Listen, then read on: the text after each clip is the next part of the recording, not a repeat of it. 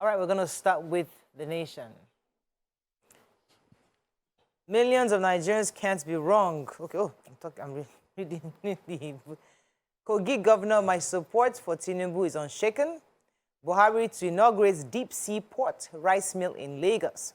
Interest rate likely to go up as MPC meeting begins. Okay, which story? The other one you wanted to take, what's wrong with taking it? There. No, it should was a Oh, okay.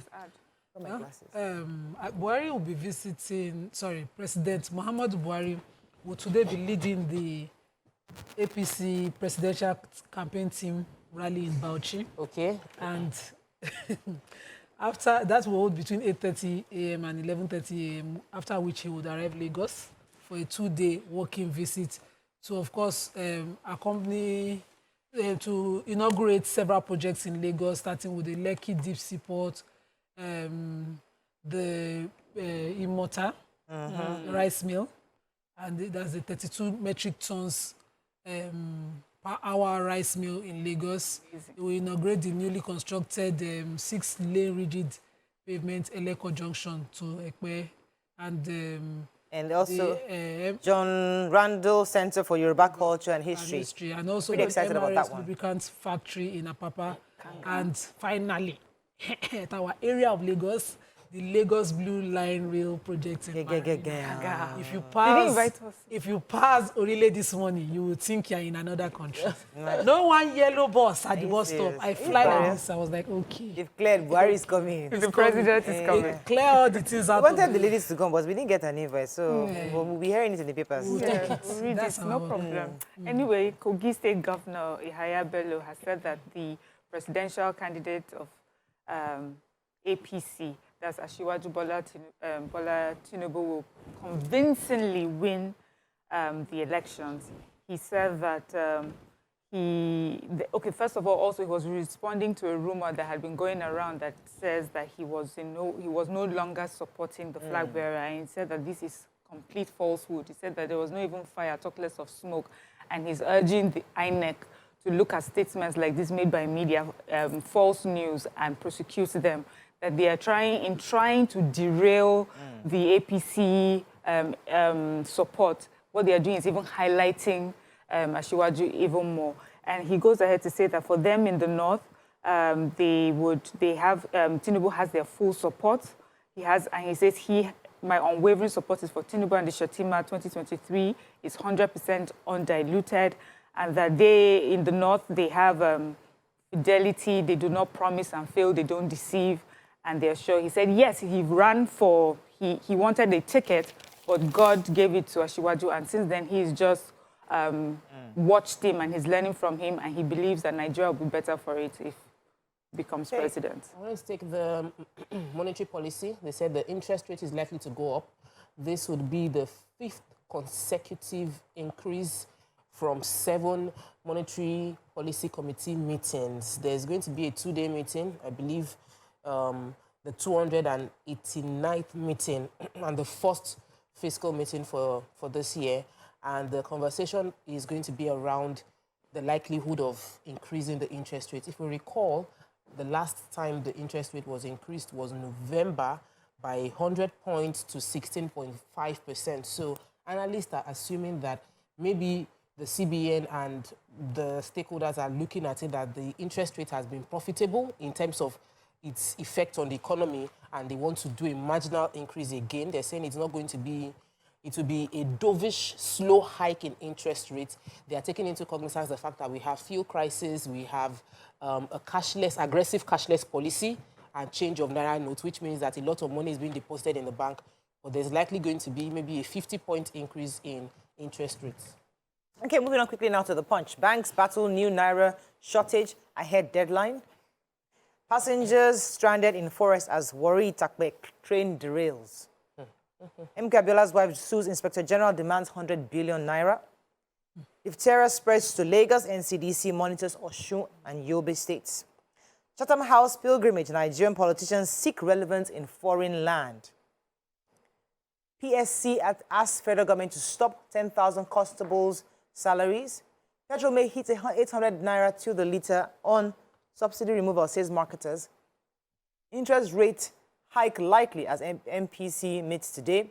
And sacked UI female lecturer petition Senate VC summoned.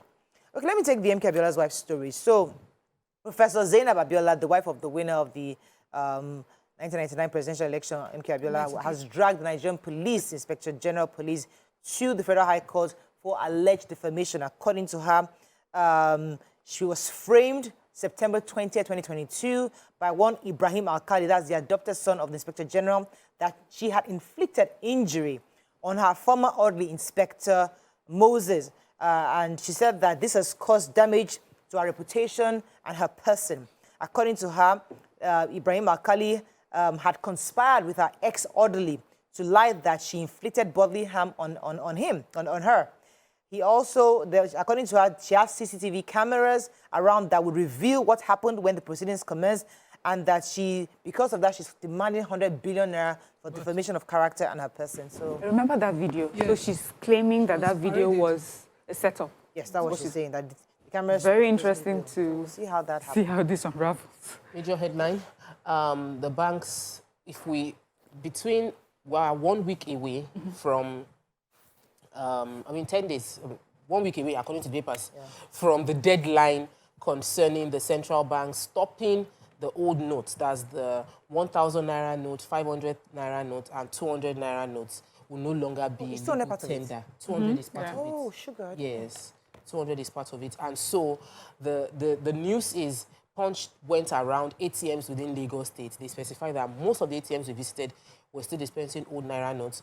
They said they also went to Abuja. A few ATMs in Abuja were dispensing new notes, but most of them old notes. They went to Osogbo in Osun State and they visited a few banks and they realized that no bank was dispensing the new notes. Many of the banks, in order to avoid being the CBN sanction, are not even dispensing at all. The POS machines that Nigerians now have to rely on are saying they don't have access to new notes. So Osogbo, Osun State is largely still giving out old notes. Abeokuta too, in Ogun State, they are still dispensing old notes. So what's generally the Punch is highlighting is customers are demanding extension. The president of Bank Customers Association of Nigeria, Dr. Uju Ogunbuka, said that there will be need for the CBN to extend the deadline, that it seems that we don't have enough. And if you don't have enough, what do you expect to be done within the date of the deadline? And I think the CBN government should be responsive to the realities on ground. I don't think it's going to be possible because even the lines at the ATM machine just even withdraw because now that we can't even do cash. Yes. Yeah. It's sending more people to be extended. Yeah. Yes. I have petroleum may hit 800. Let me go in a quick break. Okay. When we come back, we continue with our review. Stay with us. We'll be right back. Thanks for staying with us. We're still reviewing Punch. Yes, I was Miriam had a saying story. that the scarcity of PMS, that's petrol. Of course, we know that's what we're all speaking of, but it's saying that oil marketers are saying that if federal government goes ahead to take away the subsidy, Nigerians should be kept abreast, of what it will mean, before government finally goes ahead to do that. It says because the prices may get as high as 800 naira per litre, and Nigerians need to be aware. It says as advisable as it is, since we've always known that federal government can no longer carry that burden, and we also know that NNPCL is the major, only importer of PMS. It's important that Nigerians know that this is what it will cause. And also, they say that government, before they take away subsidy, need to make sure that every appropriate measure is put in place, infrastructure, and also the supply of petroleum products. They say that many times marketers are blamed, but the truth is there's scarcity from the supply end. It's not like there's any fake scarcity that is being, there is no petrol, and that they are business people. Why would they want to keep petrol? After all, they want to just make profit. But that even from source, we're not getting enough to meet our demands. Then they say everybody keeps singing about the Dangote refinery coming along. That we should also remember there's a private-owned company. Second, it says most of the pipelines run to other neighboring countries, that maybe there's just one pipeline that runs through Nigeria. So to just explain it, like it's not really going to feed our own demand. It's not built in such a way that it necessarily feeds Nigerians' demand alone or even as the priority. And so the Nigerians need to be aware that this is what will consequently happen from the removal of subsidy. Okay, so another sad one, the Senate has summoned the VC of University of Ibadan, Professor Kayode Adebowale, over what they call an alleged assault, conspiracy, and victimization of a female lecturer, Dr. Adenike Ogushe, of the Department of Microbiology. And the Senate Committee on Ethics, Privileges, and Public Relations, as through their spokesperson, chairman, summoned the VC to come and explain to them why a court judgment reinstating this sacked lecturer is not being obeyed by the University of Ibadan. Sad, of course, is that, somebody has already gone to court, and an institution of learning that should be establishing, the culture of rule of law amongst its students is refusing to obey that court order. The Senate Committee has summoned the VC to come and explain to it why it's not being obeyed and why it is victimizing the female lecturer, who has petitioned that 7 years after she was sacked and after she got a court judgment reinstating her, the VC, the registrar of the university, have refused to reinstate her. And when they contacted the PRO of the university, she refused to address the matter on phone. According to her, she said, I cannot I cannot comment on Dr. Ogushe's case on telephone. Whether or not they can, on telephone or physically, let us know exactly why an institution of learning, because learning is how cultures are established, will refuse to follow a court order. She got judgment reinstating her. Obey the judgment already. Another issue of court order is between the Police Service Commission and the Nigerian Police Force concerning recruitment. The Police Service Commission has written a letter to the Accountant General of the Federation to halt the capture of 10,000 constables who recently graduated from the Police Training College, and they shouldn't be integrated into the IPPS platform. The conversation was because they've already gotten a court injunction that the Police Service Commission, that they are the ones meant to recruit, but even though the court had given power to them to recruit, according to the Police Act 2020, that recruiting should be done by the Police Service Commission, vetting should be done by them. The NPF has gone to the court to appeal as of September 2020, and they haven't, the commission had the mandate to recruit constable. The Nigerian Police Force has gone ahead to still be recruiting constables. So in 2020, they recruited 10,000. 2021, they recruited another 10,000 under the administration, the IG then, Musiliu Smith, who resigned in September 2022. And now all those 20,000 don't have a letter of employment from the Police Service Commission. So now the Police Service Commission has said that they should stop paying those people's salary and they shouldn't put any other person on salary unless they have letters of employment from the Police Service Commission. While the Police Service Commission is trying to resolve its issues with the Nigerian Police Force, there will be about 20,000 to 30,000 people who have gone through training who will now be wondering where they stand and if their salary will be coming through next month. Okay, let's move on quickly to Daily Sun. Aftermath of APC media team attacks. Fuel scarcity bites harder as marketers abandon cargoes over new charges. Redesigned Naira, banks fret as CBN widens sting operations. Presidential election, northern governors and I solidly behind Tinubu, says Governor Bello. Diphtheria deaths hit 34 as Kano registers 100 infections. 300 passengers stranded as train derails in Kogi forest. Okay, I was going to take the train. Okay. So about 300 passengers were stranded in Kogi amid public fears of their safety and security. We're happy that all 300 were safely rescued. What happened, according to us, was the train was departing from Warri Takpe, and was reportedly delayed somewhere about 20 kilometers into the journey. According to sources, I think it was the NSCDC were able to send in the vehicle to pick up and to rescue all the passengers who were stranded. And also the community vigilante were immediately also drafted to the accident point to assist the local government and the chairman to help rescue all passengers. It was actually 148 passengers, 30 crew members were evacuated to safety, and they also conveyed to their various destinations. So that's a good thing.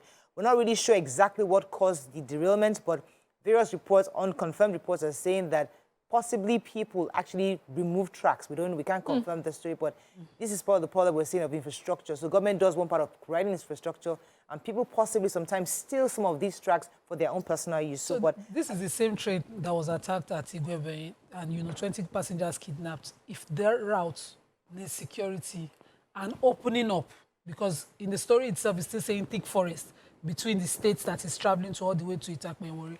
They should open up those communities by building, creating housing, creating institutions around that place to reduce the isolation that would encourage criminality. Okay. Let's move on. Yes, diphtheria in Kano State. I took it last week, and when we took it, it was like this was just happening in Lagos, in Kano. But now there are cases that have been reported in Lagos, in Yobe, and Osun states as well.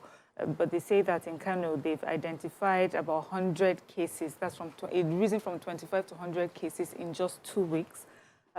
There's also another report of someone dying from it. Diphtheria is defined, maybe a lot of us don't know, but many of us have had children. We do the DPT vaccines.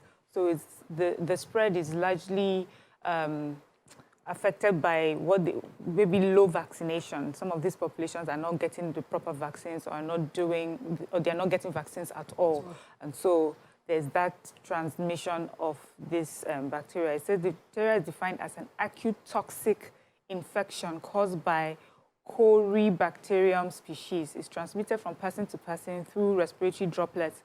And then some of the symptoms are severe to mild fever, cough, sore throat, neck swelling, difficulty in breathing, and then complications can include damage to the heart, kidney, and bleeding, with death in up to 21% of cases. So it's a serious thing, and for those who are not yet vaccinated, it's important that we vaccinate our children, and the government needs to do better in reaching this far to rich communities. Yeah. The point, no alternative to Tinubu, Yahaya Bello insists. Insecurity stakeholders warn against state of emergency in Southeast. Scarcity of Naira creates panic in Forex market as manufacturers orders just for dollar. Can Wike G5 stop Article 6 run for president? And Moteku Court filled with dishonorable men, says Amitolu Shitu. Okay. Let's move on to the Nigerian Tribune. Afenifere to politicians, stop verbal physical violence. Customs on high alert to intercept military camouflage ammunition, says spokesperson. Edo Bauchi states account for 84% of Lassa fever cases. Methodist Church enthrones first female bishop in Nigeria. Warri Takwe train derails in Kogi Forest. PVC collection, Ondo, Ogun, Abia declare work-free days. Alpha Beta PDP asked for FTT to provide updates. Kogi governor has not withdrawn support for Tinubu. He has mobilized 95% of Kogi votes, says APC. And redesigned Rainer, CBN launches cash swap program for rural dwellers. Okay. Okay, Afenifere has decided to address all political parties. According to the National Publicity Secretary, Comrade Jare Ajayi, they have charged political parties and their candidates to focus on the ways they intend to attend to the challenges facing the country, rather than resorting to the utterances back and forth between each other in form of verbal and physical attacks. So they addressed the spokesperson of the PCC, of the APC, Festus Keyamo. They also addressed Debo Ologun Nogba, who is also the spokesperson for the PDP, saying that both parties continue to put their candidates in warfare and verbal attacks back and forth. Then they addressed the video circulating of, a group attacking a man who was wearing a shirt with the Labour Party candidates on his way from the east, and they shot all his tires. And they're just saying that we should focus on what is most important at this time, which is not either of us, but, the issues bedeviling the country, and not attacking each other. Okay, that is all we can take on Front Page Review. Let's go on a break. When we come back, we want our hot topic of the day. Stay with us. We'll be right back.